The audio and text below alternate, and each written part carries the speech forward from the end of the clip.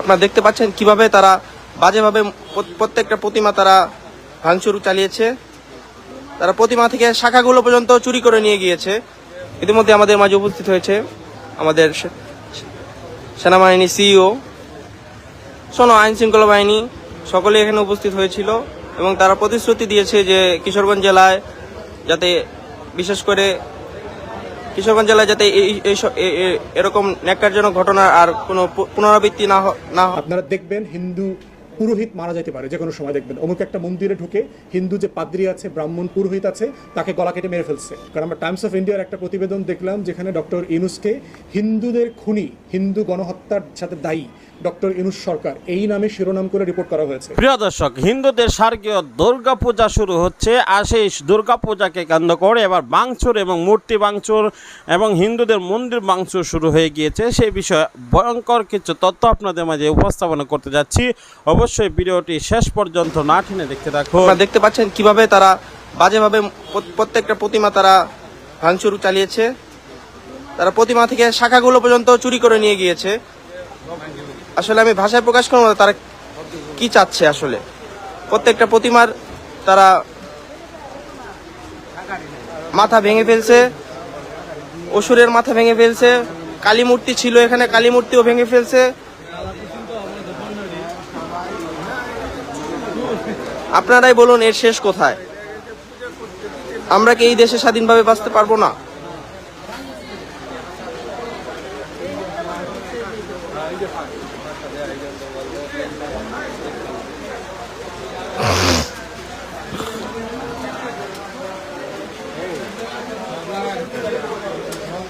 কিশোরগঞ্জ জেলার অন্যতম প্রাচীন মন্দির শ্রী শ্রী গোপীনাথ জিউর আখড়ায় গত রাতে দুর্বৃত্তরা এই ঘটনাটি ঘটিয়েছে।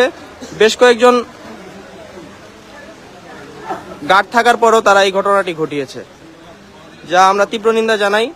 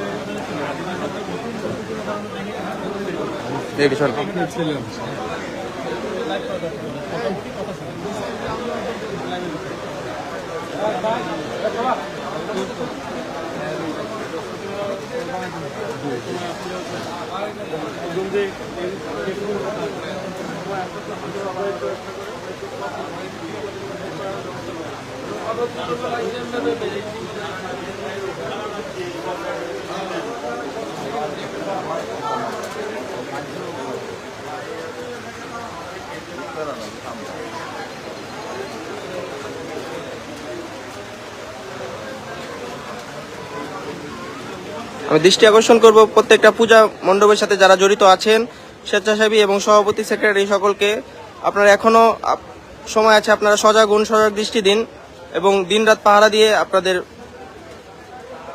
মন্দিরগুলো নিরাপত্তা দিন, যাতে এরকম অনাকাঙ্ক্ষিত ন্যাক্কারজনক ঘটনার আর পুনরাবৃত্তি না হয়।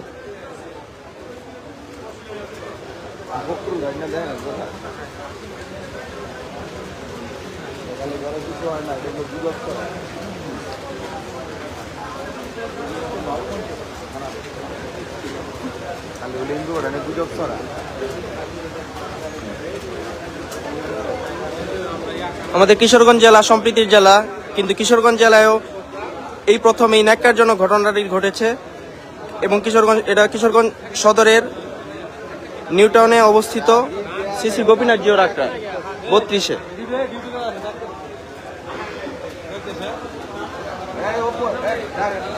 আমরা আসলে স্বপ্নেও ভাবিনি যে কিশোরগঞ্জের মতো একটি জেলায়, কিশোরগঞ্জের মতো একটি জায়গায় এই ন্যাক্কারজনক ঘটনাটি ঘটবে। এর দায় কার? এই দায় কে নেবে?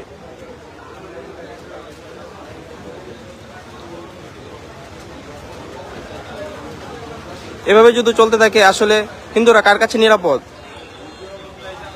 নিরাপত্তা হিন্দুদেরকে কে নিরাপত্তা দিবে?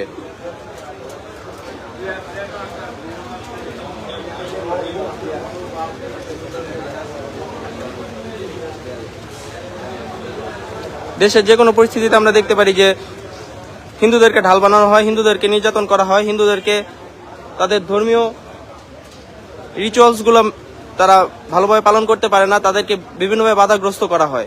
ইতিমধ্যে আমরা কিশোরগঞ্জ বাংলাদেশের বিভিন্ন জেলায় দেখতে পেয়েছি যে হিন্দু বাড়িঘর, হিন্দু প্রতিমা ভাঙচুর, মন্দির ভাঙচুর, জ্বালাও পোড়াও, নানানভাবে হিন্দুদেরকে নির্যাতন করা হচ্ছে।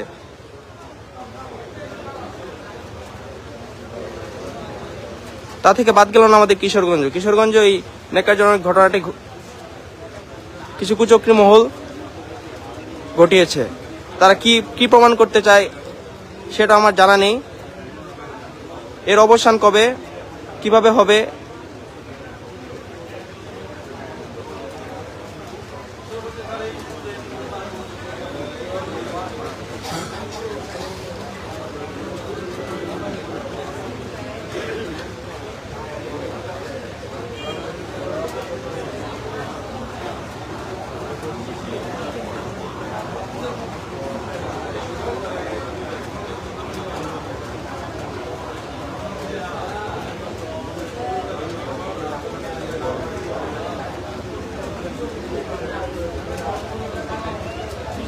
প্রশাসন ও আইন শৃঙ্খলা বাহিনী সকলে এখানে উপস্থিত হয়েছিল এবং তারা প্রতিশ্রুতি দিয়েছে যে কিশোরগঞ্জ জেলায়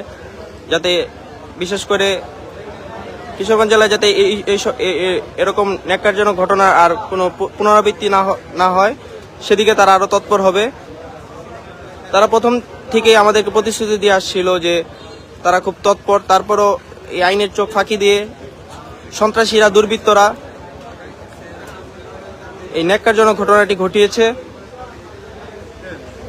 যা কিশোরগঞ্জের সর্বস্তরের সনাতন ধর্মাবলম্বী রায়ের তীব্র নিন্দা জানিয়েছে এবং তারা ব্যাপক ক্ষোভ প্রকাশ করেছে। আজকে 3 তারিখ, আগামী 9 তারিখ ষষ্ঠীর মাধ্যমে দুর্গাপূজা শুরু হবে। ইতিমধ্যে মহালয়া হয়ে গিয়েছে, কিন্তু আমরা দেখতে পাচ্ছি এই 6 দিন আগে এই যে কিশোরগঞ্জ জেলায় এই ন্যাক্কারজনক ঘটনাটি ঘটিয়েছে। হিন্দু ধর্মের মন্দিরে ঢুকে হিন্দু যে পাদ্রী আছে, ব্রাহ্মণ পুরোহিত আছে, তাকে গলা কেটে মেরে ফেলছে। কারণ আমরা টাইমস অফ ইন্ডিয়ার একটা প্রতিবেদন দেখলাম যেখানে ডক্টর ইউনূসকে হিন্দুদের খুনি, হিন্দু গণহত্যার সাথে দায়ী ডক্টর ইউনূস সরকার এই নামে শিরোনাম করে রিপোর্ট করা হয়েছে। আমরা ইউরোপ সহ আমেরিকাতে, নিউ ইয়র্কে দেখলাম বিভিন্ন বিলবোর্ড করা হয়েছে, ওখানকার হিন্দু সংগঠনগুলো করেছে, বিজেপির পন্থী এবং বাংলাদেশের এই যে হিন্দু বৌদ্ধ খ্রিস্টান ঐক্য পরিষদ পন্থী, তারা ওখানে লিখেছে যে বাংলাদেশে হিন্দু গণহত্যা হচ্ছে, হিন্দুদেরকে মেরে ফেলা হচ্ছে, মন্দির অ্যাটাক করা হচ্ছে, হিন্দুদের বাড়িঘর দোকানপাট জ্বালিয়ে দেওয়া হচ্ছে। এই মিথ্যাচারের একটা জাল এবং প্রোপাগান্ডা সারা দুনিয়াতে বিজেপি এবং হিন্দুত্ববাদী সংগঠনগুলো করে যাচ্ছে।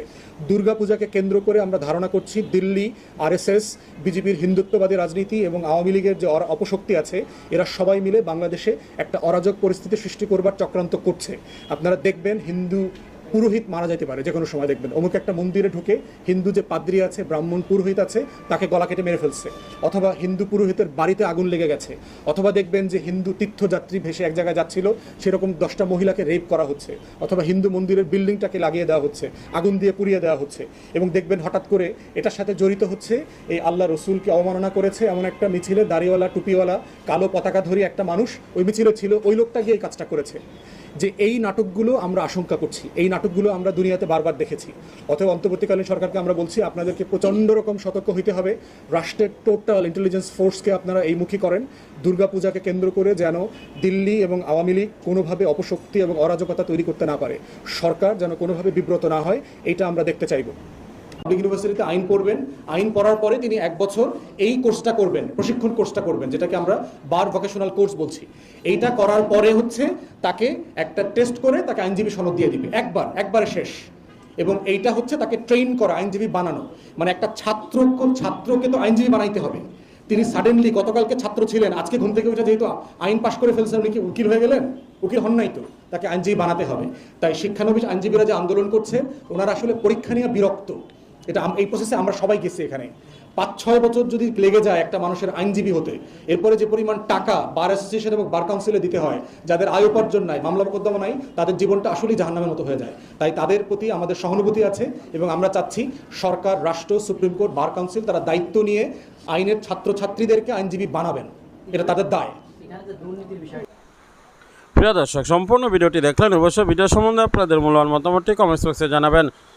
শারদীয় দুর্গাপূজা নিয়ে যে সমস্যাটা সৃষ্টি হয়েছে সেটা নিয়ে কিন্তু আমরা দেখি প্রত্যেকবারই কিন্তু একটি হামলা এবং ভাঙচুর চালানো হয় হিন্দুদের মন্দিরে এবং পূজা মণ্ডপে কোরআন রাখা সহ অনেক ঘটনাই বাংলাদেশে ঘটেছে।